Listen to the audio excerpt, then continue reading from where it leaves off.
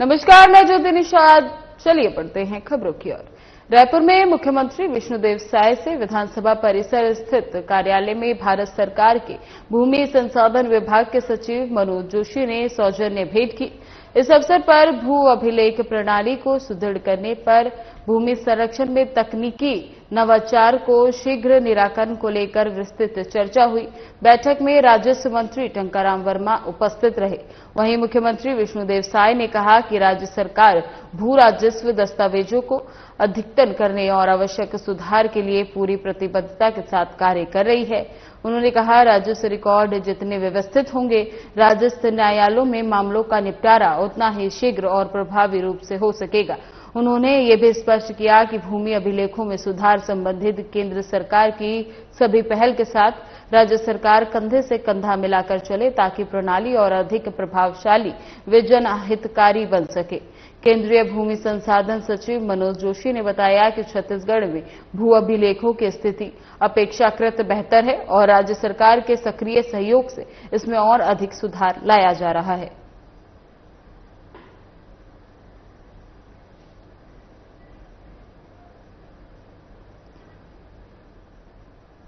जैव विविधता और आदि भूमियों के संरक्षण के उद्देश्य से नवा रायपुर स्थित दंडकारण्य आर्य भवन में एक उच्च स्तरीय कार्यशाला का आयोजन किया गया। इस अवसर पर मुख्यमंत्री विष्णुदेव साय, विधानसभा अध्यक्ष डॉक्टर रमन सिंह, नेता प्रतिपक्ष डॉक्टर चरणदास महंत, उप मुख्यमंत्री अरुण साव एवं विजय शर्मा सहित कैबिनेट के सभी मंत्री एवं विधायकगण उपस्थित रहे।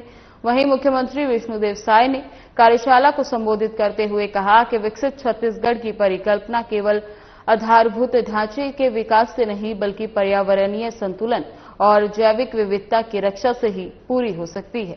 उन्होंने आह्वान किया कि हर जनप्रतिनिधि और नागरिक जैव विविधता वेटलैंड संरक्षण के लिए व्यक्तिगत दायित्व समझे और वेटलैंड मित्र बनकर इस अभियान को जन आंदोलन में परिवर्तित करें। कार्यशाला की अध्यक्षता करते हुए वन एवं जलवायु परिवर्तन मंत्री केदार कश्यप ने कहा कि जैव विविधता और वेटलैंड का संरक्षण केवल पर्यावरणीय आवश्यकता नहीं, बल्कि हमारी भावी पीढ़ियों की सुरक्षा का सवाल भी है। उन्होंने सभी जनप्रतिनिधियों से जैव विविधता के संरक्षण के भागीदारी सुनिश्चित करने और वेटलैंड मंत्री बनकर मित्र बनकर जन जागरण फैलाने का आग्रह किया।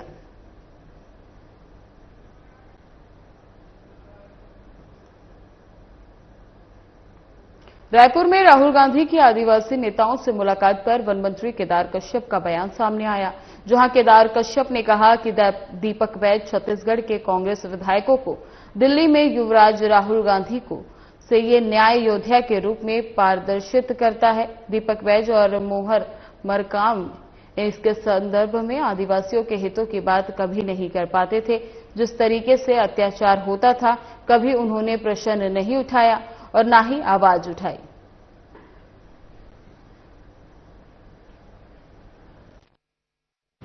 दीपक बैज जी छत्तीसगढ़ के कांग्रेस के विधायकों को दिल्ली में युवराज राहुल गांधी, जिनको ये न्याय योद्धा के रूप में प्रदर्शित करते हैं, उनसे मिलवाने ले गए थे। जब छत्तीसगढ़ में कांग्रेस की सरकार रही, तब न दीपक बैज न मोहन मरकाम जी इसके संदर्भ में आदिवासी हितों की बात कभी नहीं कर पाते थे। जिस तरीके से अत्याचार होता था, उस पर कभी उन्होंने प्रश्न उठाया नहीं, कभी उस पर आवाज नहीं उठाई। और आज वो राहुल गांधी से मिलाने ले गए, तो राहुल गांधी से क्या उन्होंने इस बात पर प्रश्न पूछने की हिम्मत की कि क्या उनकी सरकार जब छत्तीसगढ़ में थी, तब उन्होंने यहां पर जो बाहर के लोगों को सांसद बना करके भेजा, तब उनको यहां के आदिवासियों की चिंता नहीं थी? यहां के एक भी आदिवासी को आपने सांसद के लायक नहीं समझा। दूसरा, आपकी सरकार के समय में जो हमारे आदिवासियों के जो चरण पादुका है तेंदुपत्ता संग्रामों का, उसको बंद कर दिया गया था। तो ये जो आदिवासियों के प्रति जो आपकी जो सोच है, जो अत्याचार है, ये लगातार आपकी सरकार में जिस तरीके से आदिवासियों को पीड़ित किया गया, राहुल गांधी के सामने स्पष्ट आपने किया है क्या? मैं पूछना चाहता हूं, क्या आप आदिवासी हितों की बात करने गए थे या आदिवासी विधायकों को ले जा करके गांधी परिवार की चरण वंदना करने गए थे? ये बात आप जनता के समझ जरूर रखिएगा। कोड़ागांव जैन संघ द्वारा दीक्षार्थी बहना मुमुक्षु बहना गुण कावड़ के आगमन पर अभिनंदन किया गया। बता दें कि कोड़ागांव में आचार्य भगवान रामलाल के आज्ञानुवर्ती संधिव्य शतुशिला जितेंद्र प्रतीक्षा श्री जी सुपदम श्री जी आदि ठानाचार का चौमासा चल रहा है, जिसका जैन समाज द्वारा भरपूर प्रवचन का धर्म ध्यान का लाभ लिया जा रहा है। जैन संघ द्वारा कोड़ागांव निवासी मोहनलाल कटोरिया की सुपुत्री धर्म सहायिका रिंकू कावड़, पिता ऋषि की सुपुत्री गुण कावड़ का राजस्थान के देशनोक में 9 अगस्त को सांसारिक जीवन त्याग कर साधु जीवन को अपनाकर आचार्य भगवान रामलाल जी की मासा से सानिध्य में दीक्षा होगा।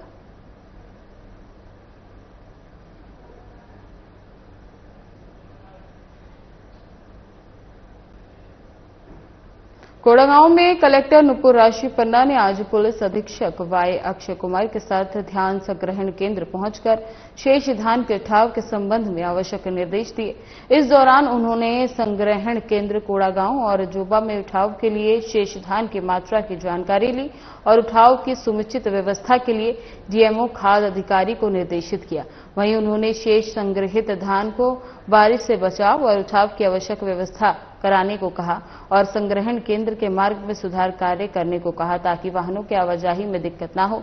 वहीं डीएमओ ने बताया कि धान संरक्षण केंद्र में 5,150 मैट्रिक टन धान शेष है। जोबा में 49,349 मैट्रिक धान उठाव के लिए शेष है। इस अवसर पर खाद्य अधिकारी नवीन श्रीवास्तव और डीएमओ सतीश नानवारे उपस्थित रहे।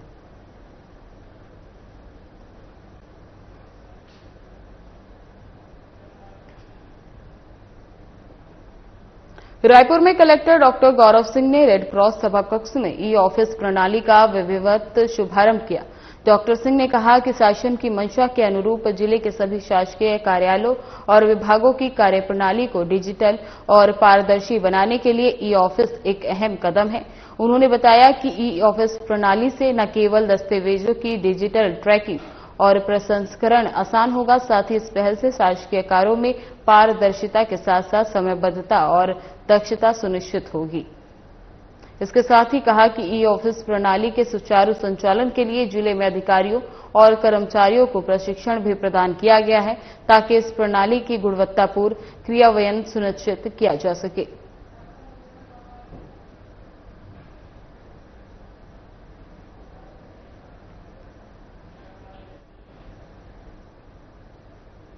कोड़ागांव में सरस्वती शिशु मंदिर के शकाल के लगभग 200 छात्र छात्राओं को प्राचार्य जेआर नाग और विख्याता शिक्षकों की उपस्थिति में थाना के शकाल पुलिस द्वारा स्कूली बच्चों को सुरक्षा यातायात नियमों का पालन करने की जानकारी दी गई। बता दें कि बच्चों को उप निरीक्षक अखिलेश धीवर द्वारा महिला संबंधी अपराध, बाल अपराध, लैंगिक अपराध की जानकारी दी गई।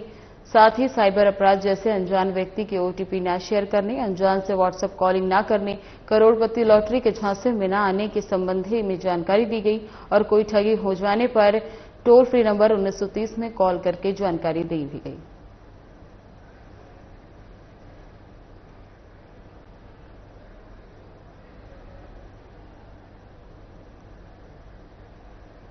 माउंट आबू से ब्रह्म कुमारी के पधारे हुए बीके भगवान भाई ने मॉडल स्कूल में नैतिक शिक्षा का महत्व विषय पर बोलते हुए कहा कि गुणवान और चरित्रवान बच्चे देश और समाज के लिए कुछ रचनात्मक कार्य कर सकते हैं। प्राचीन संस्कृति आध्यात्मिकता की राह जिस कारण प्राचीन मानव भी वंदनीय और पूजनीय रहा, नैतिक शिक्षा से ही मानव के व्यवहार में निखार आता है। आज के बच्चे कल का भावी समाज हैं। अगर कल के भावी समाज को अच्छा देखना चाहते हैं तो वर्तमान के युवाओं को नैतिक सद्गुणों की शिक्षा के आधार से चरित्रवान बनाएं, तब समाज बेहतर बन सकता है। गुणवान और चरित्रवान बच्चे देश की सच्ची संपत्ति हैं। इसके साथ ही ब्रह्म कुमार भगवान भाई ने कहा कि हमारे मूल्य हमारी विरासत है। मूल्य की संस्कृति के कारण भारत की पूरे विश्व में पहचान है। इसलिए नैतिक मूल्य, मानवीय मूल्यों की पुनर्स्थापना के लिए सभी को सामूहिक रूप में प्रयास करना चाहिए। सकारात्मक चिंतन का महत्व बताते हुए उन्होंने कहा कि सकारात्मक चिंतन से समाज में मूल्यों की खुशबू आती है, साथ ही जीवन की हर समस्याओं का समाधान होता है।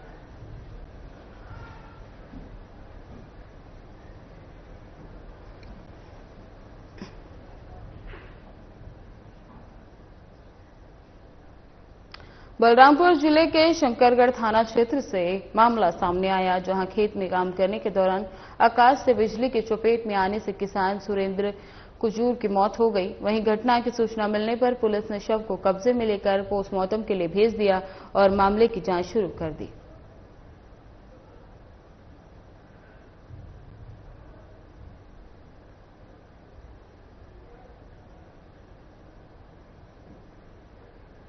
एमसीबी जिले के नगर पंचायत लेदरी और झगड़ाखंड को जोड़ने वाली मुख्य सड़क की हालत बेहद खराब हो चुकी है।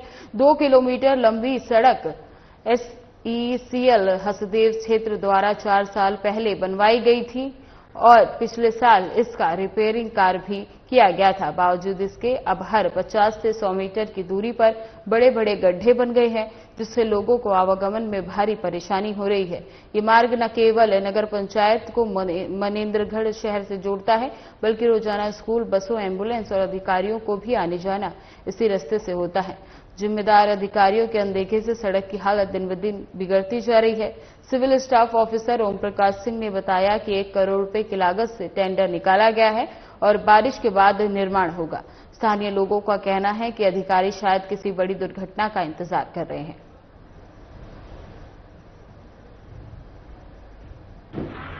उसी समय बना था ये गड्ढा, तो अभी हुआ है, साल भर पहले हो गया है।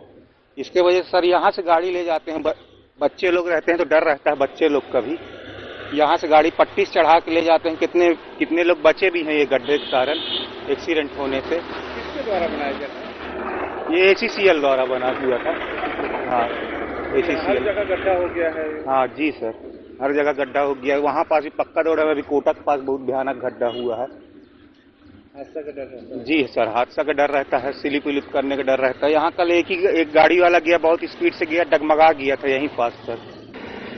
फिर भी गड्ढा जो है ये पानी उन्हीं से गड्ढा हो या तो रोड बनाने में कमजोरी होगा, हैं सही ढंग से बनाया नहीं किया होगा। हर साल ये गड्ढा हो जाता है और नगर पंचायत क्या करती है, क्योंकि SECL का रोड है तो नगर पंचायत जो है गड्ढे को भरती रहती है, हैं इसीलिए बरसात में गड्ढा हो जाता है। नगर पंचायत तो व्यवस्था बना रही है, लेकिन SECL के जो ठेकेदार है, जो काम करवाती है, वो किस तरह का घटिया निर्माण है? घटिया निर्माण तो है ही है। यदि सही काम होता है, मजबूती का काम होता है तो गड्ढा नहीं होता है ना। तो SECL को भाई इस पर ध्यान देना चाहिए कि मजबूती काम हो, हर साल से गड्ढा ना हो जाए। शंकरगढ़ थाना क्षेत्र में पिटाई से घायल हुए युवक की मौत के मामले में पुलिस ने बड़ी कार्रवाई की। हत्या के इस मामले में पुलिस ने एक ही परिवार के 3 लोगों को गिरफ्तार कर लिया है। जानकारी के अनुसार मामूली विवाद के चलते युवक की पिटाई की गई थी। इसके बाद 2 बेटों ने अपने पिता के साथ मिलकर चचेरे भाई को डंडे से बेरहमी से पीटा था। गंभीर रूप से घायल युवक को इलाज के लिए अस्पताल ले जाया गया, लेकिन उपचार के दौरान उसकी मौत हो गई। घटना की सूचना मिलते ही शंकरगढ़ पुलिस मौके पर पहुंची और शव को पोस्टमार्टम के लिए भेज दिया। युवक की मौत के बाद परिजनों में कोलाहल मच गया। पुलिस ने हत्या का मामला दर्ज करते हुए आरोपी पिता और उसके 2 बेटे को गिरफ्तार कर लिया। फिलहाल तीनों आरोपियों से पूछताछ की जा रही है और आगे की जांच जारी है। गांव में घटना के बाद तनाव का माहौल है।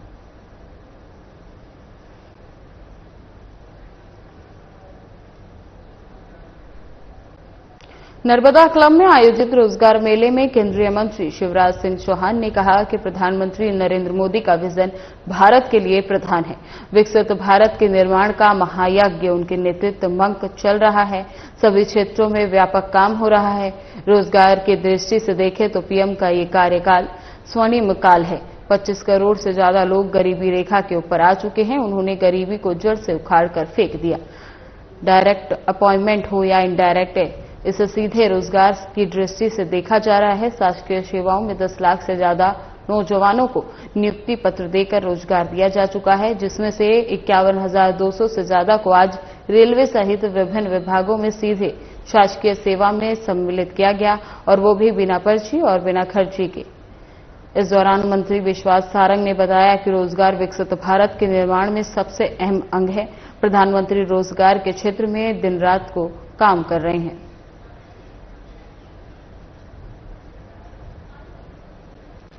जनता का भला होगा तो उनके पेट में दर्द ही होगा, उन्होंने तो सालों तक सरकार में रहते हुए न किसान का भला किया, न इस देश का भला किया।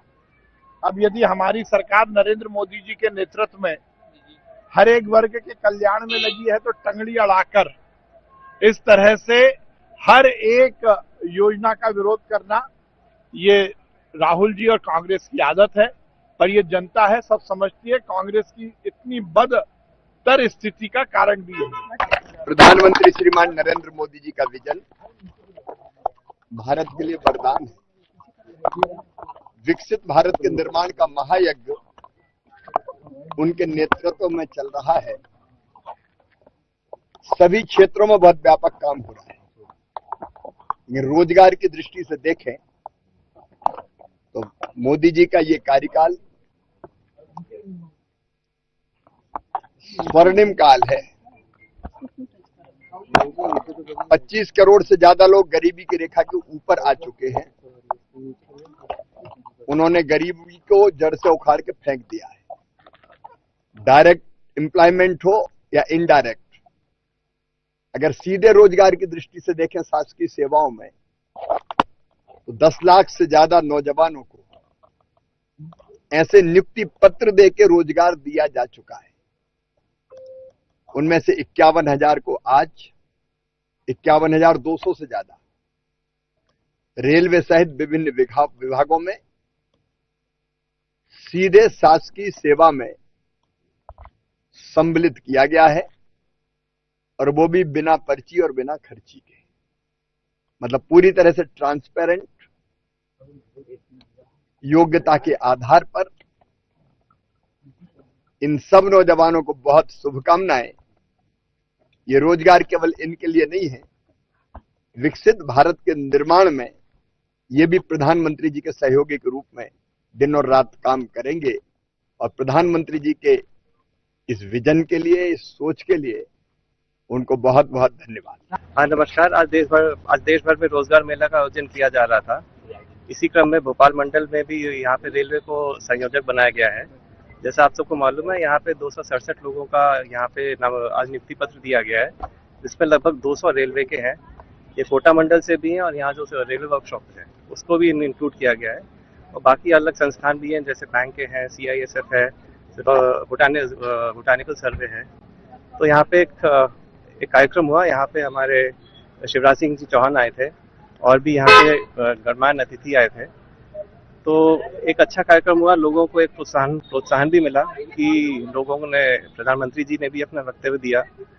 तो एक सब लोगों को एक एनकरेजमेंट मिला है और एक देश सेवा और देश के लिए अपना योगदान देने का भी एक उन्हें अनुसरण करने का एक अच्छा बताया गया है। और वो आशा करते हैं कि इस पे वो चलेंगे। जैसे नालायक, देशद्रोही और इस देश में सांप्रदायिकता को तनाव पैदा करने वाले लोग कई हैं। मैं वहां की सरकार को बहुत बधाई और धन्यवाद देता हूं कि बहुत अच्छी पहल की और अब उसको तोड़ा भी जा रहा है, कुचला भी जा रहा है और अपराध के तहत जेलों में सड़ाया भी जाएगा। हिंदुस्तान में फिर से कोई जंगूर बाबा पैदा ना हो, फिर से औरंगजेब जैसा अपराधी पैदा ना हो, जिसने बेटियों के साथ दुष्कर्म किया, जिसने बेटियों का धर्मांतरण किया, जिसने बेटियों को बेचा भी। ऐसा पापी, ऐसा घिनौना कृत्य करने वाले अपराधियों को जिस तरह की सजा उत्तर प्रदेश सरकार दे रही है, मैं उत्तर प्रदेश की सरकार को इस नेक कार्य के लिए और वहां के, और उसने सब जाति, अनुसूचित जाति, जनजाति, कोई भी हिंदू समाज का वर्ग रहने नहीं दिया। उसने बोलियां लगा दी, बेटियों की कीमत लगा कर बेटियों को बेचा गया और उन बेटियों के साथ दुष्कर्म भी किया गया है। ऐसे अपराधी को तोड़ा और कुचला जा रहा है। ऐसे अपराधी देश के किसी भी कोने में जहां हों, मेरी सभी सरकारों से करबद्ध प्रार्थना है कि ऐसे अपराधियों को ढूंढो, उनके साम्राज्य को उखाड़ो, उनको तोड़ो और उनको दुनिया को बताओ कि अब इस तरह का अपराध घिनौना कृत्य था, है और ये भारत में किसी भी कीमत पर बर्दाश्त नहीं किया जाएगा। इस तरह का इस्लाम परोसने का जो धंधा लोग कर रहे हैं, उनके हाथ पैर तोड़ना जरूरी है। खंडवा के जामनी गुज्जर स्थित कन्या शिक्षा परिसर में मंत्री डॉक्टर विजय शाह ने छात्राओं संग संवाद किया और भोजन किया और उनकी समस्याएं सुनी। मंत्री ने smart class, digital board, Shalini app, रोजगार और खेल प्रशिक्षण जैसे नवाचारों की घोषणा की। उन्होंने कहा कि छात्राएं पढ़ाई पर ध्यान दें, बाकी जिम्मेदारी सरकार की है। आत्मनिर्भरता को बढ़ावा देने पर जोर देते हुए उन्होंने छात्राओं को हर संभव सहयोग का भरोसा दिलाया। इस मौके पर उन्होंने परिसर का निरीक्षण भी किया और व्यवस्थाओं को बेहतर बनाने के निर्देश दिए।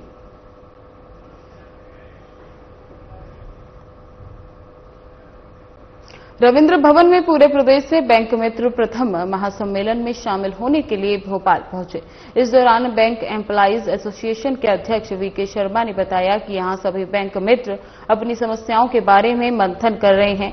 समस्याओं का निराकरण कैसे किया जाए और उनके निराकरण के लिए क्या आंदोलन होगा, उस पर चर्चा कर रहे हैं। बैंक मित्रों का सवाल है तो आप बैंक मित्रों की बात सुन लीजिए। शायद हिंदुस्तान में इससे ज्यादा शोषण कहीं नहीं हो रहा। हाल ही में 9 जुलाई को राष्ट्रव्यापी हड़ताल हुई, जिसमें 25 करोड़ कामगार, मजदूर और कर्मचारियों ने भाग लिया। इस वक्त बैंकों में 140 लाख करोड़ रुपए जमा हैं और इन बैंकों में गत वर्ष 1,80,000 करोड़ रुपए मुनाफा कमा लिया है। वर्तमान में बैंकों में करीब 2 लाख पद रिक्त पड़े हैं और हमारी जो हड़ताल हुई थी उसमें हमारी यही मांगे थी कि सरकार हर साल 2 करोड़ लोगों को रोजगार देगी। आज बैंकों में करीब 13 लाख बैंक मित्र शोषण का शिकार हैं। पूरे मध्य प्रदेश के बैंक मित्र हम आज यहाँ एकत्रित हुए और हमारे द्वारा पूरे मध्य प्रदेश के बैंक मित्र के द्वारा आज एक महासम्मेलन आयोजित किया गया, जिसमें पूरे मध्य प्रदेश के अलग अलग जिलों से सभी जिला समिति, प्रदेश समिति और सभी बैंक मित्र, सभी बैंकों के राष्ट्रीयकृत बैंक है, वो लोग एकत्रित हुए हैं और कई गवर्नमेंट अधिकारी जो संगठन के अध्यक्ष, महामंत्री सभी लोग आए। और आपका किस उद्देश्य से आप शामिल हुए? जी, हमारा उद्देश्य, हमारी कुछ मांगे हैं जो हमारे द्वारा जो कार्य किया जा रहा है, बैंकिंग सेवा हमारे द्वारा दी जा रही है, हमें पूर्णतः उसका पैसा नहीं मिल पा रहा है और कई हमारे जो पहले जो हमें इनकम थी उसमें कटौती की गई है। मध्य प्रदेश के हजारों की संख्या में बैंक मित्र यहाँ उपस्थित हुए हैं और ये अपनी समस्याओं के बारे में यहाँ मंथन कर रहे हैं और समस्याओं का निराकरण कैसे किया जाएगा या इनके निराकरण के लिए क्या आंदोलन होगा, उसके ऊपर चर्चा कर रहे हैं। जहां तक बैंक मित्र का सवाल है, यदि आपको एक्सप्लॉइटेशन देखना है तो आप बैंक मित्रों की बात सुन लीजिए। शायद हिंदुस्तान में इससे ज्यादा घोर शोषण कहीं नहीं हो रहा होगा। अभी हाल ही में 9 जुलाई को राष्ट्रव्यापी हड़ताल हुई, जिसमें करीब 25 करोड़ मजदूर, कामगार, कर्मचारी, अधिकारियों ने भाग लिया, जिसमें बैंक कर्मचारी अधिकारी भी शामिल थे। बैंकों में आज करीब 140 लाख करोड़ रुपए जमा है और इन बैंकों ने गत वर्ष 1,80,000 करोड़ रुपए मुनाफा कमा कर दिया है। कि प्रधानमंत्री की जनधन योजना, मोदी जी की जनधन योजना, जिसका कि record Guinness world of record में जो नाम दर्ज है, वो इन्हीं बैंक मित्रों के कारण है। आज ग्रामीण क्षेत्र के अंदर जो देश के अंतिम व्यक्ति तक बैंकिंग की सुविधा पहुंचा रहे हैं, वो ये बैंक मित्र हैं। लेकिन इन बैंक मित्रों की आज की तारीख में स्थिति ये हो चुकी है कि अति गरीबी के नीचे पहुंच चुके हैं। उसका एक ही कारण है कि सरकार ने बैंक मित्र और बैंकों के बीच में बिचौलिया ठेकेदारी प्रथा चालू कर दी है। बैंक मित्र रात दिन मेहनत करता है। मान के चलिए बैंक मित्र ने 50,000 रुपए का काम करा तो ये कंपनियां मात्र उसको देंगी 5,000 महीना, बाकी 45,000 रुपए ये कंपनियां खा जाती हैं। और ये कंपनियां इतनी मनमानी करती हैं कि बैंक मित्रों को तीज त्योहार पर भी। फिलहाल बुलेटिन में बस इतना ही। बने रहे हमारे साथ। नमस्कार।